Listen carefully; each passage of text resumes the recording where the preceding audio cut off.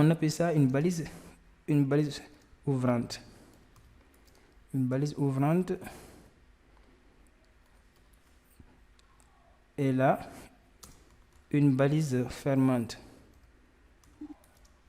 Une balise fermante. Et pour reconnaître la balise ouvrante de la balise fermante, il y a le slash. La balise qui a toujours le slash, c'est cette balise qu'on appelle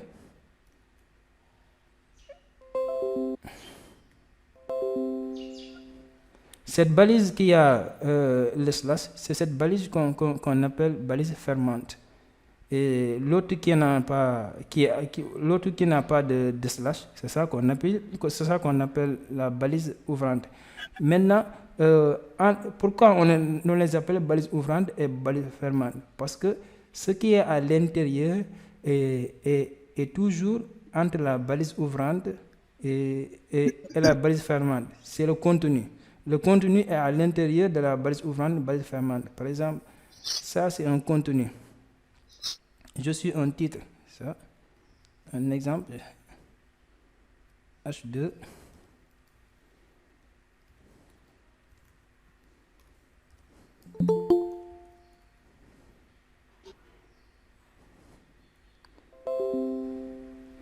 Ça, c'est un titre. Cours HTML.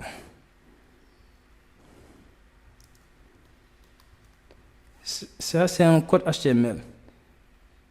Ça, c'est un code HTML. Maintenant, l'élément HTML, c'est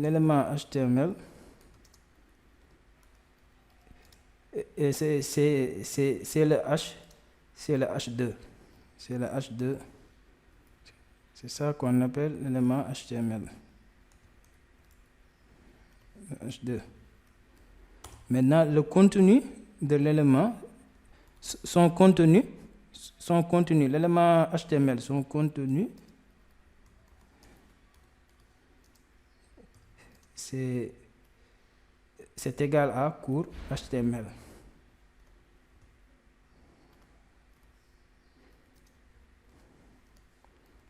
Donc, ça, c'est un exemple d'un code HTML.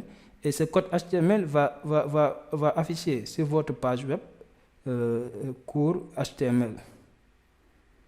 Est-ce que c'est bon pour vous? Il n'y a pas de questions pour qu'on passe. C'est bon pour vous? Il n'y a pas de questions?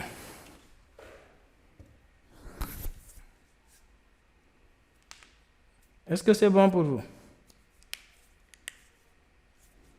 On peut continuer. Mohamed. Oui. Allô? Oui. Je n'ai pas bien compris. Fatoumata. Non, Fatima, vas-y. Pose ta question. Bon, je n'ai pas bien compris sur le HTML. Je n'ai pas bien compris là. D'accord. Et Manga, tu voulais dire quoi?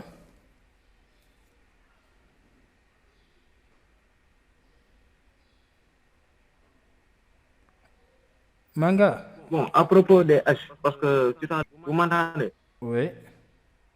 Alors, à propos des éléments de HTML, sur le H1 et H2, ça permet de représenter des titres, vous avez dit. Mais comment entre un élément HTML H1 et un élément HTML, par exemple H3, pour représenter des titres, quelle sera la différence? Oui, la différence c'est que c'est l'importance. C'est-à-dire le titre H1 est plus important que le titre H3. Du point de vue du sens et de la taille. Parce que par exemple, une leçon de cours, il y a le titre de la leçon. N'est-ce pas? Et pour représenter le titre de la leçon, on utilise un H1. Parce que H1, ça représente le titre de la leçon. Le titre de la leçon est beaucoup plus important. Parce que dans une leçon, il y a toujours le titre de la leçon et les sous-titres.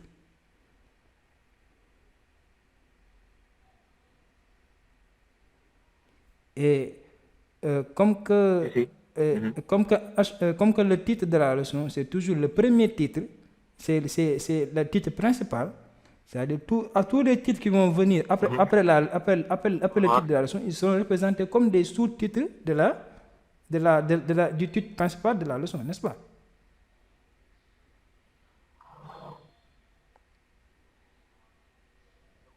D'où l'élément HTML, H2, ainsi de suite. Voilà, c'est une hiérarchie, quoi. C'est une hiérarchie. C'est une hiérarchie de titres.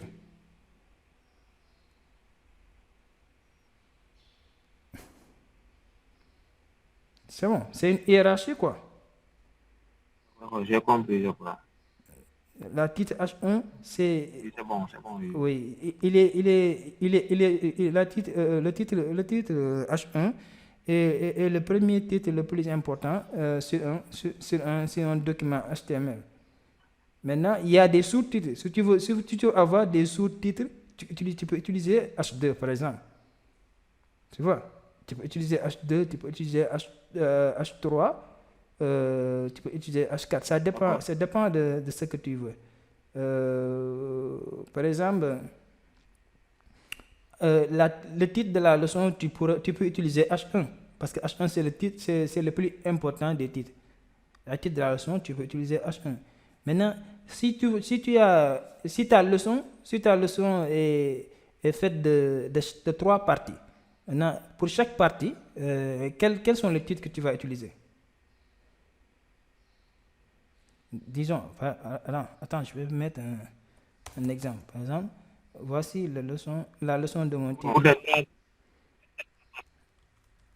Je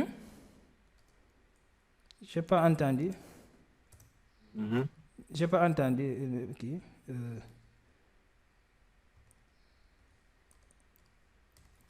C'est bon. Ouais, je vais donner un exemple pour que vous partie 1. Voilà, partie 1. Disons que cours HTML numéro 2. Partie 1, partie 2.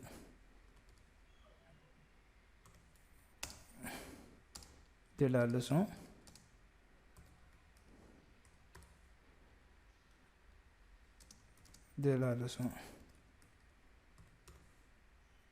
Fatima, je ne t'ai pas oublié. Je vais terminer avec Manga. Après, je vais répondre à ta question.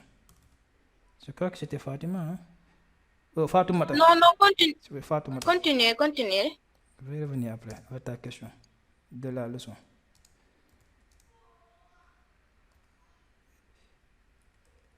Manga, regarde ici. Par exemple, ça, c'est mon cours. Et ça, cours HTML, ça, c'est le titre de mon cours. Et là, j'ai partie 1 et partie 2. Par exemple, sur partie 1, je vais dire que voici le contenu de ma partie 1. Et ça, c'est le contenu de ma partie 2. Le contenu de ma partie 2, j'ai terminé ma partie 2. Et ça, c'est le contenu de ma partie 3. Et voilà la fin de ma leçon. Est-ce que tu comprends? D'accord. Maintenant, je comprends. HTML, c'est le cours HTML, c'est le titre de ma leçon. Donc, par exemple, je vais utiliser, comme que c'est le titre de ma leçon, c'est le titre le plus important. Donc, je vais utiliser H1.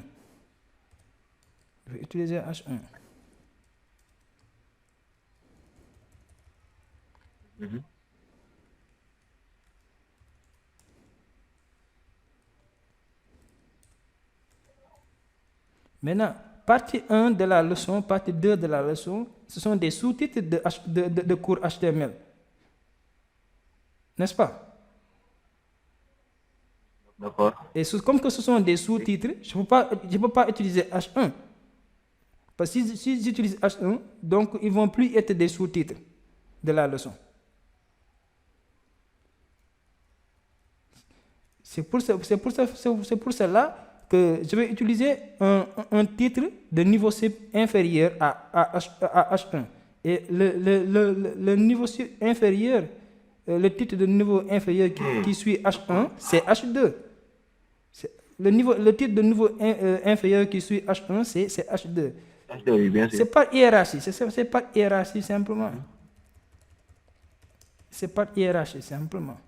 D'accord, donc hiérarchiquement. C'est pas hiérarchie.